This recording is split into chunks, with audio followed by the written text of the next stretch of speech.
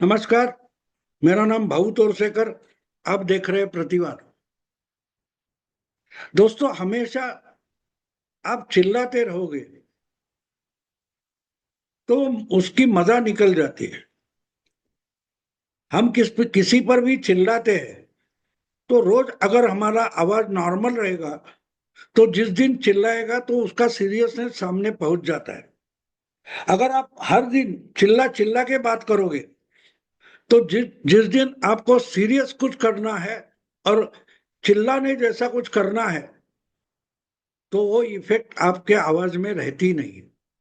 अब हम आजकल के जमाने में या आजकल के टाइम में अमेरिका के अध्यक्ष डोनाल्ड ट्रंप जिस ढंग से दुनिया भर के लोगों को, देशों को धमका रहे, गवर्नमेंट को धमका रहे कि ये नहीं चलेगा, वो नहीं चलेगा, तुम उसके पास से ऑयल मत खरीदो, इसके साथ मत बैठो, उसके साथ दोस्ती मत रखो।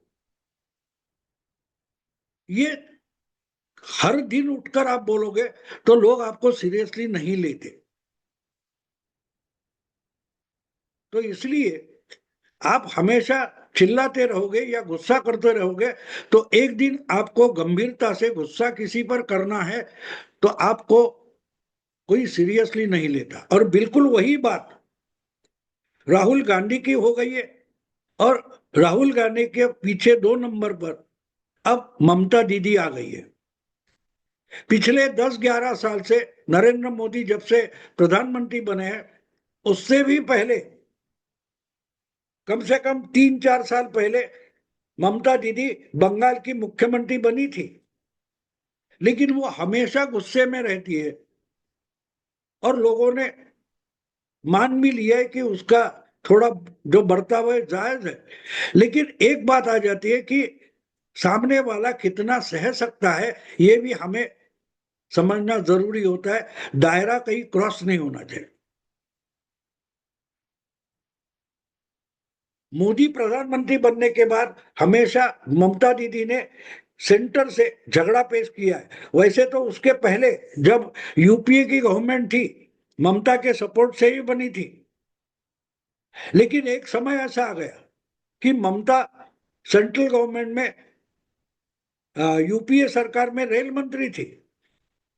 लेकिन जब आगे उनकी पार्टी को बहुमत मिल गया, वो मुख्यमंत्री बन गई, तो उन्होंने दिनेश द्विवेदी नाम के अपने एक साथीदार को, सहयोगी को केंद्र में रेल मंत्री बनाया था। और सेंट्रल गवर्नमेंट का अर्थ संकल्प जो था, बजट पेश किया जा रहा था उस समय, रेलवे बजट एक दिन पहले पेश किया जाता था और दूसरे दिन पूरे देश का अर्थ संकल्प यानी पूरे देश का बजट पेश किया जाता था। तो दिनेश द्विवेदी ने उस साल, मुझे लगता है 2005-6 ऐसा कुछ साल होगा, मुझे याद नहीं आ रहा है, तो द्विवेदी ने रेलवे मंत्री के तौर पर संसद में, लोकसभा में रेलवे बजट पेश किया था। और उसमें जो रेलवे का कम से कम टिकट होता है उसमें उन्होंने बढ़ोतरी की थी। तो ममता, उनकी ही पार्टी की अध्यक्ष और सुप्रीम नेता ममता दीदी इतनी गुस्सा हो गई कि सबसे पहली उस भाड़े बढ़ोतरी की कंप्लेंट जो थी, नाराजगी थी, वो ममता दीदी ने प्रकट की।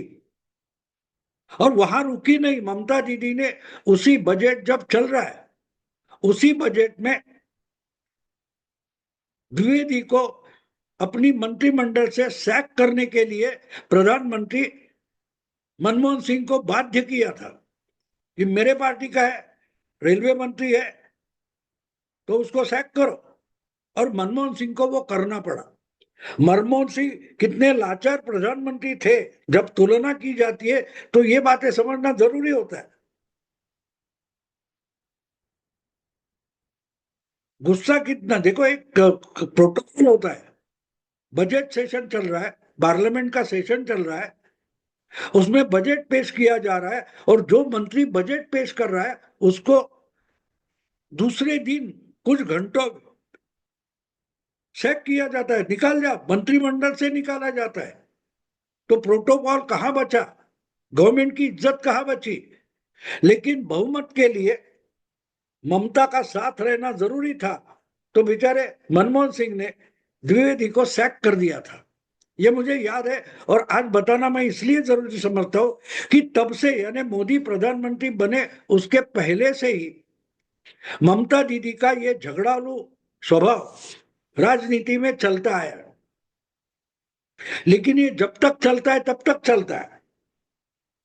कुछ बातें राजनीति के परे होती है, जैसे सुप्रीम कोर्ट हो, चुनाव आयोग हो या दक्षता आयोग हो, जो पॉलिटिक्स में नहीं आते, पॉलिटिक्स के परे रहते हैं। कोर्ट में पॉलिटिक्स नहीं चलती, ना चुनाव आयोग में चलती है। तो उनके साथ आप झगड़ा मोल लोगे तो नुकसान आपका ही होगा, और बिल्कुल वही होने जा रहा है। बिहार में जो SIR incentive revision voter list की जो दुरुस्ती चल रही है, उस पर बहुत बड़ा बवाल खड़ा कर दिया गया। राहुल गांधी ने अपने स्वभाव के अनुसार चुनाव आयोग पर भी बम फोड़ा, उसका कुछ परिणाम नहीं हुआ। लेकिन एक बात हो गई, अब किसी भी तरीके से कुछ भी करो, जितना ट्रांसपेरेंट चुनाव आयोग बाकी पार्टियों के लिए रहता है, उतना ट्रांसपेरेंट कांग्रेस के लिए नहीं रहेगा। और जो जो राहुल गांधी के साथ हाथ मिलाकर चुनाव आयोग पर आरोप कर रहे, उनके बारे में अगर मामला खड़ा हो जाए तो चुनाव आयोग उतना ट्रांसपेरेंट नहीं रहेगा, तटस्थ नहीं रहेगा। क्योंकि आप कुछ भी करो तो आप उनको बीजेपी के जेब में बोलोगे तो बोलेंगे वैसा तो आरोप होने वाला है, तो क्यों ना हम बीजेपी का साथ देकर इनकी मुंडी उड़ा दे, इनका नुकसान करे। तो आपने जो पंच होता है, अंपायर होता है, उसको ही बीजेपी के खाते में भेज दिया है। और बिहार में जो कुछ SIR हो गया, उस पर सुप्रीम कोर्ट तक मामला गया, और सुप्रीम कोर्ट ने भी चुनाव आयोग का साथ दिया। तो उसके बाद चुनाव आयोग अब बोल्ड हो चुका है। जो बात बिहार में हुई वो अगर कोर्ट में नहीं जाती तो चुनाव आयोग की ताकत सुप्रीम कोर्ट का बैकिंग मिलने के बाद इतनी बढ़ती नहीं। और इसलिए जो बिहार में छोटे तौर पर हो रहा है, वो बड़े तौर पर बंगाल में होना जायज है। क्योंकि बिहार में जो गलतियां मिली है, उससे 4 गुना 5 गुना ज्यादा गलतियां या गड़बड़, घोटाला, ये बंगाल में मिलेगा। पूरे देश में जितने परसेंटेज वोट होता है, उससे चौंकाने वाला आंकड़ा हमेशा बंगाल से आता है। महाराष्ट्र हो, यूपी हो, हम देखते हैं 50 60 65, बस 70 के आगे चुनाव जाते नहीं। लेकिन बंगाल एक ऐसा स्टेट है कि जहां 85 90% तक वोटिंग होती है। अब वहां वोटर लिस्ट जो है वो चेक की जाने जाएगी। और जैसे बिहार में मरे हुए हैं, जो लापता है, उनके नाम काटे गए, उसी ढंग से बिहार के तरीके से बंगाल में अगर वोटर लिस्ट नहीं की जाती है तो उसमें ममता दीदी ने पिछले कुछ सालों में जो बांग्लादेशी और रोहिंग्या लाकर उनको अपने वोटर बना के रखा है, उनके नाम छटनी में चले जाएंगे। और ये पहले से ही ममता दीदी ने टाल लिया था। जो कुछ बिहार में चल रहा है वो आगे चलकर, क्योंकि फरवरी या मार्च में 2026 के बंगाल में चुनाव होने जा रहा है, तो जो बिहार में वोट चोरी का मामला उठाकर किया गया, वही अगर बंगाल में हो जाए तो बंगाल में कम से कम 2 करोड़ के आसपास बोगस वोटर्स ढूंढे जाएंगे, उनके नाम निकाले जाएंगे। तो वो परेशानी अपने दरवाजे तक न आ जाए, इसलिए ममता दीदी ने बिहार के मामले में राहुल गांधी का साथ दिया था।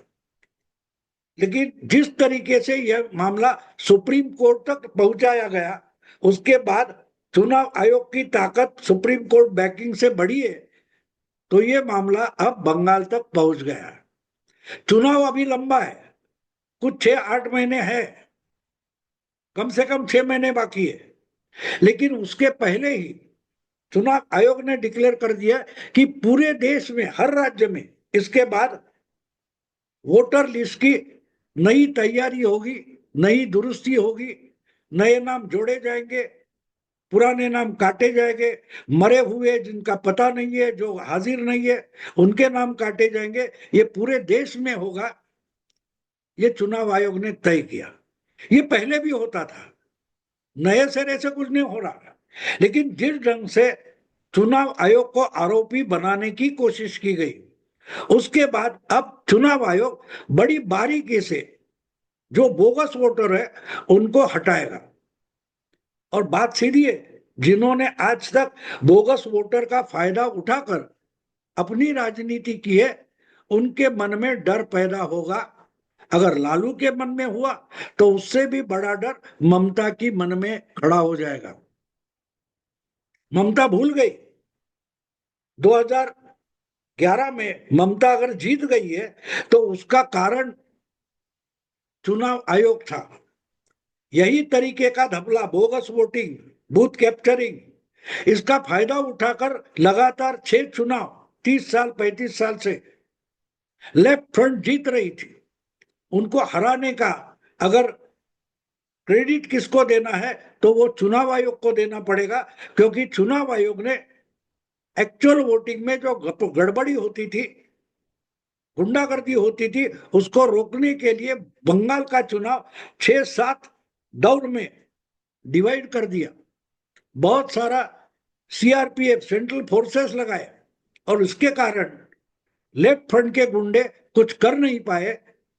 और ममता दीदी 2011 में जीत गई, मुख्यमंत्री बन गई, लगातार 3 चुनाव जीत गई। लेकिन एक बात हो गई, लेफ्ट फ्रंट हारने के बाद लेफ्ट फ्रंट के पास जो पाले हुए गुंडे थे, उनके टोले थे, माफिया थे, उन सबको ममता दीदी ने अपने साथ एब्सॉर्ब कर लिया, अपने साथ ले लिया।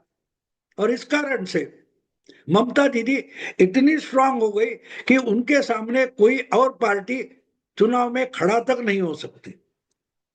स्थानीय इकाइयों के चुनाव होते हैं तो 70% सामने कोई चुनाव लड़ नहीं रहा है, इसलिए अकेला ही इंसान पर्चा भरता है और जीत जाता है, और वो सब तृणमूल के होते हैं। इससे ज्यादा गुंडागर्दी का सबूत क्या चाहिए।